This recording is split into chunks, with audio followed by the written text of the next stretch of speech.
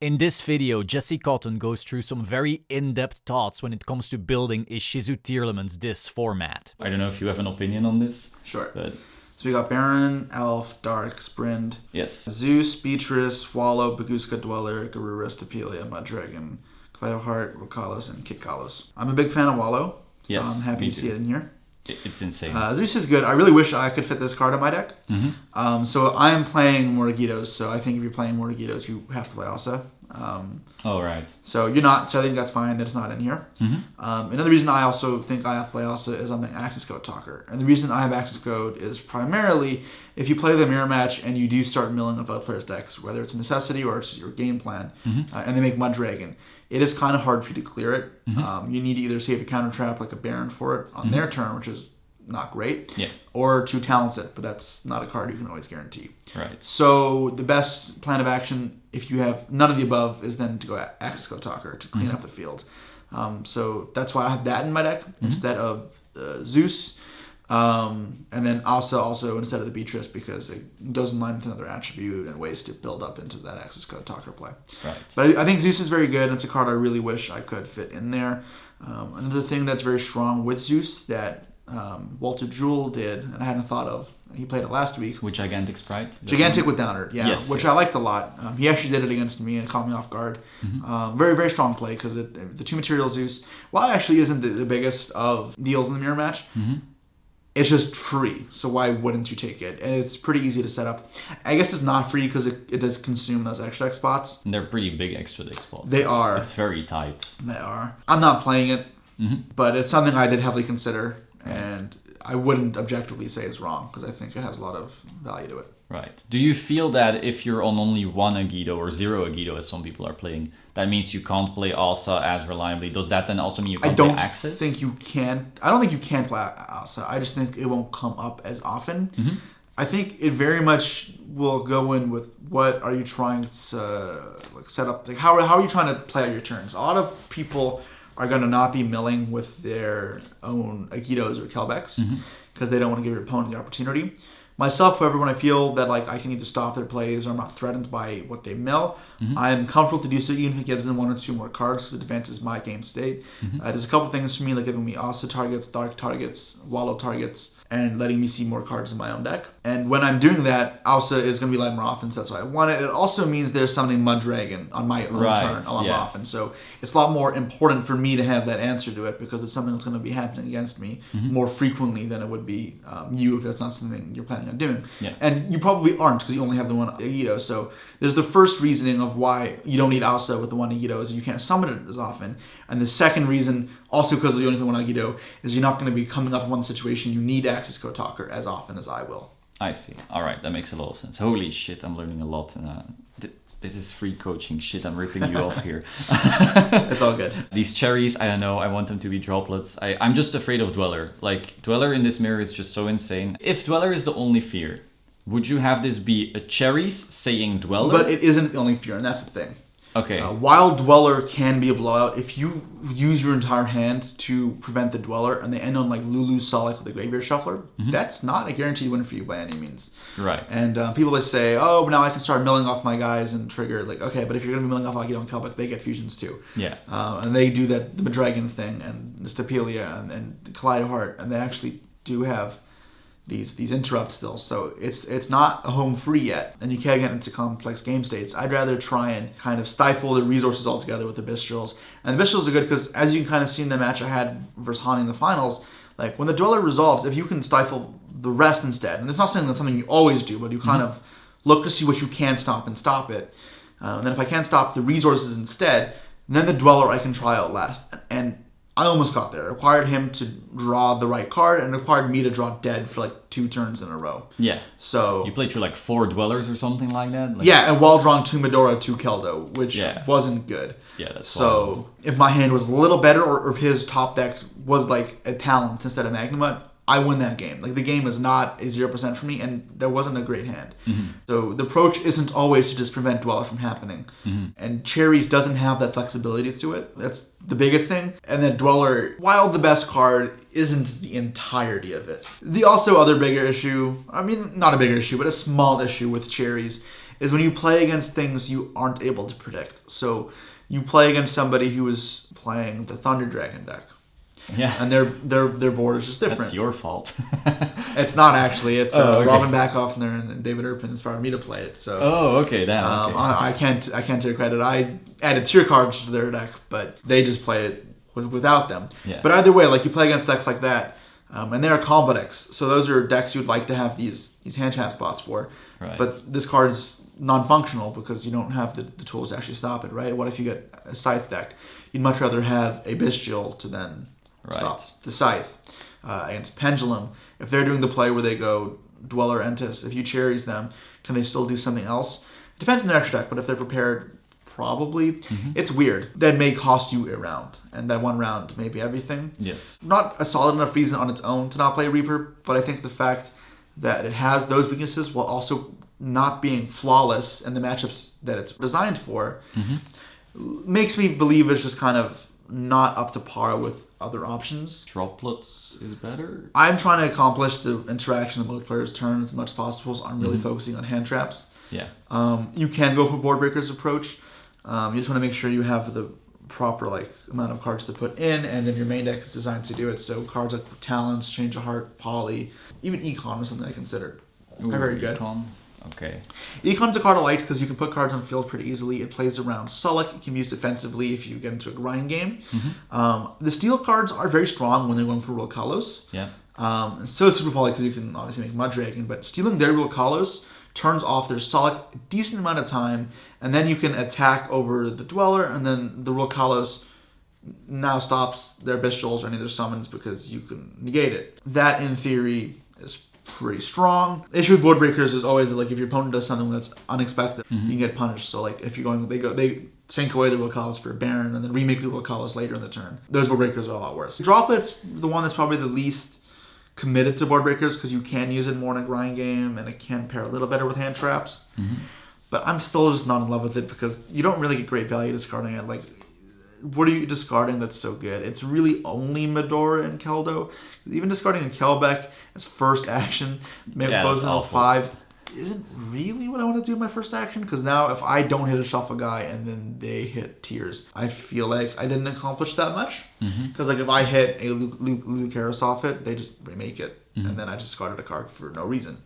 If I didn't hit the Lulu, then they make Stapelia 2, and the Lulu's still there, and now I'm down 2 cards. They still have 2 interrupts. They probably would sell they have 3 interrupts. Then there's also Crime, right? That makes Droplet maybe less functional. It's not a foolproof thing, right? Because you can draw a trap, you can Mill Scream, get the trap. But it may invalidate Droplet enough that it's not great. I think Droplet's fine. I just feel like there was always better stuff for me to have in my deck than Droplet. I just wanted Bestials. Right. I mean, I'm already playing a bunch of Bestials, so I can't. They're in the main right now. Sure, so. I side into the full suite of 9. So the full suite of no.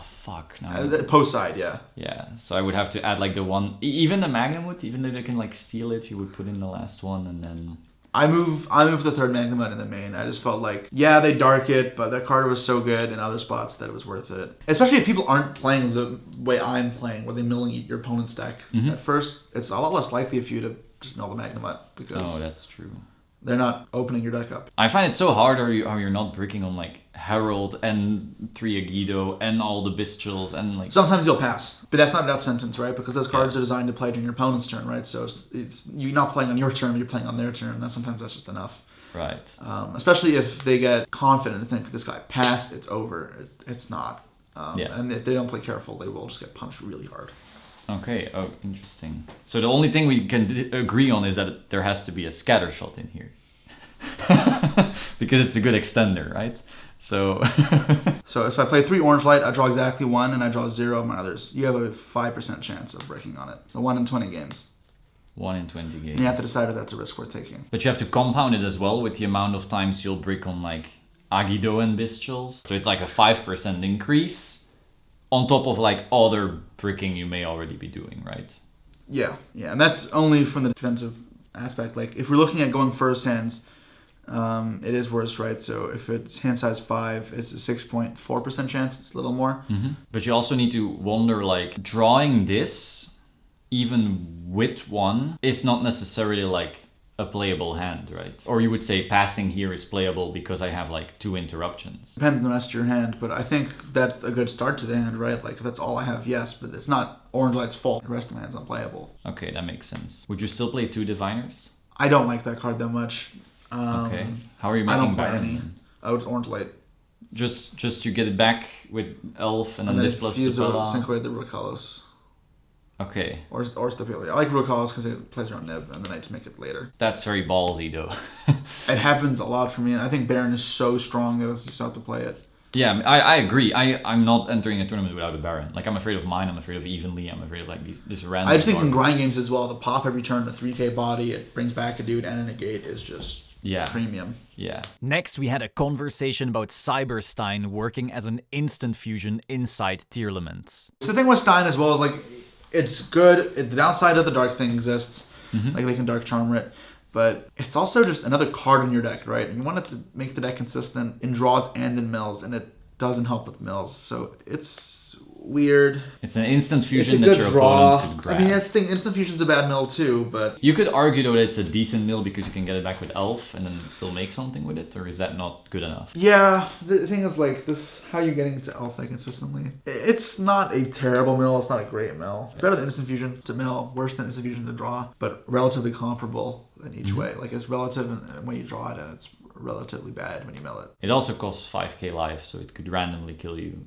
Unlike instant fusion, but yeah. What do you think of maining Super Poly? The problem I have with Super Poly is it's really banking on how your opponent plays. If they play around it by making Draco Stapelia, it kind of just feels like a bad card.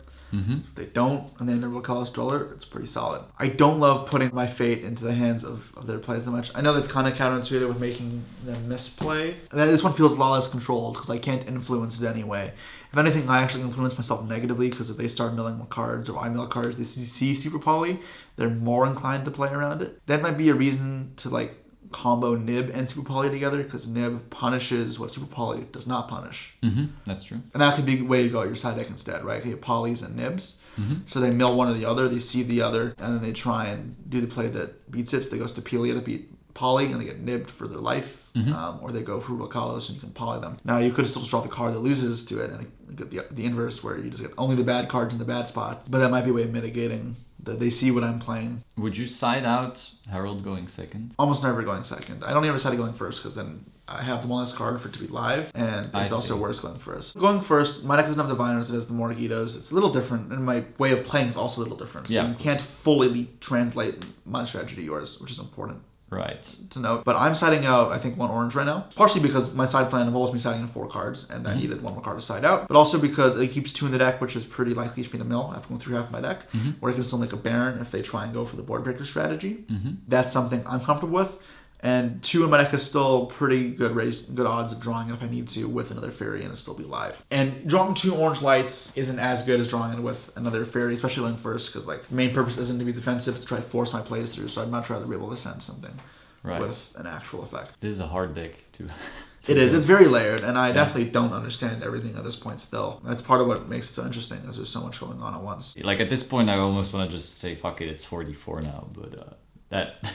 It's almost a bit lazy, right? Like, I said F it and put the 3rd Magnum in my deck and said, that's fine. Because I don't know what I'd want to cut. I still want to play 2 Screams in my deck. I don't want to search 1 and not be able to mill 1. I still want to play Heartbeat because I don't want to get mined and just concede a match. I want to be able to mill a trap and be able to add it back. I don't want to cut a Yugioh. I think that card is good. I think it just falls in line with what I'm trying to accomplish with this deck. Makes sense. And that makes me think, what do? Do I just play less Bestials? I'm like, I kind of wanted to play another Bestial because I wanted to increase my odds of drawing it. So with deck building, you're going to have to make concessions somewhere. I just don't know that if I made the right concession or if I was just being lazy. Before I let you go, because it's getting so late, your friends are going to kill me probably. Twin Twister, good or bad right now? I'm playing it. So I think there can be only one is a better card as Philanderies. However, Twin Twister covers more rogue decks. Specifically, the card that I'm concerned about running into this format is Necrovalley. Necrovalley, yeah, okay. That card should be in a lot of anti-meta side decks, and Twin Twister is a way to deal with it. If you're not playing it, your only out's really Heartbeat, and while I respect a lot of the players who've chosen not to play back removal because they don't think it's as good as Thunder, I think that's kind of overlooking that there are other cards that also screw you. Just because they're not searchable doesn't mean they won't exist. In fact, I got Dimension Fissured 3 times last weekend. And I was fortunate enough to have Twin every single time it happened, which was lucky on my end. But also, that card would have just won the game for them on the spot if I didn't have anything, because I don't really have good answers to it. Makes sense. What about Dark Hole? I think Dark Hole is very good as Flunder and Exorcister. Yeah. I didn't want to dictate spots just for those unless they were backrow removal, because I wanted the Necromancer. So I think, if you have space... I don't have space for anything. The Dark Hole is probably the next best. Yeah. After the Twins. Dogwood, Twisters, and Scattershot now. Instead what I was in was so last weekend I started very little from the match. This weekend I decided, you know what? I was not winning nearly as much going first in the mirror as I wanted to because they were setting so many hand traps. So I'm putting cards in my set to help me go first because it's not as cut and dry favored as it would seem. Right. So I'm siding 3 talents now in the third Scream to really make going first a lot more good. Yeah, opening Scream in the mirror is really strong because when you get into those grind games where you both hinge at each other, the Scream gets across the line because now every turn you're milling 3 and it makes them really hard for them to play into your fields. Right. And it makes a huge difference. And milling, searching, Solak as well. It interrupts and stays in line with the logic of maintaining a good grind game, even if the Dweller is not what you can do. 3 tactics though, I would be so afraid to be like tactics in my hand and can't play, and then... Well, that's why I'm siding out some of the Bestials, right? So the cards that would have been dead in those spots as well are being swapped out. So it's not like I'm adding more cards that I wouldn't be able to use. I'm swapping out the cards that'd be dead in that hand for other cards that'd be dead in that hand, right? So my breaking percentage shouldn't change. Just now when we get into the grind games, instead of having a Saronir in my hand, I'm going to have the Talents. I see. Which is way better going first. Going second, I'd much rather have Saronir, which is why it's in the main deck. But Talents going first is very, very strong. My concern with also main decking Talents is that if people are on Wallow, which maybe the more are after I played it last week, Wallow on Talents is kind of disgusing. Yeah, that is insane. Yeah, so being able to side, it means the risk of that is fairly low. So I was between Droplet and Dark Ruler for Sprite. Droplet just for Flunder as well. It's not for... Interesting. I don't like it in the mirror that much just because I'd rather have something else. Isn't Dark Ruler just better then? In most matchups, Dark Ruler is better, yeah. So Droplet is a little better as Flunder, I think, only. Just because you can kind of weave it in between the plays to really punish them. Oh, yeah, okay. For both are good second barrier cards. statue or something. Yeah. Like when you bait a normal summon and you just hit their Eaglin, and if they have more normal summons, it kind of doesn't do anything. I see. Okay. So Droplet can really punish them. And that's something I kind of like, but I could easily go both ways. I kind of thought that with the Talents in my deck as well, I had more that I was putting in for Sprite, so I wasn't like I could just not even put the Droplets in for Sprite and feel fine because Talents is good, right? You just force out the Toad, draw 2, or even steal Alphas. All right, I think I'll cut it here because I really don't want to waste your time too much. Thank you so much. This will probably become like just a second segment, Building with Jesse or something like that.